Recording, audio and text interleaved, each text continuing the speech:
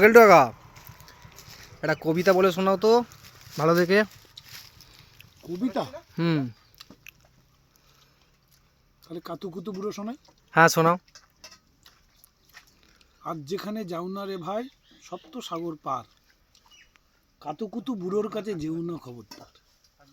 সর্বনেশে বৃদ্ধ সেবায় যেও না তার বাড়ি, কাতুকুতুর কুলপি খেয়ে ছিঁড়বে পেটের নাড়ি।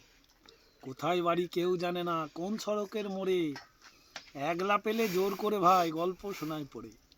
বিদঘুটে তার গল্পগুলো না জানি কোন দেশি, শুনলে পরে হাসির থেকেও কান্না আসে বেশি। না আছে তার মুন্ডু মাথা, না আছে তার মানে, তবুও তোমায় হাসতে হবে তাকিয়ে বুড়োর পানে।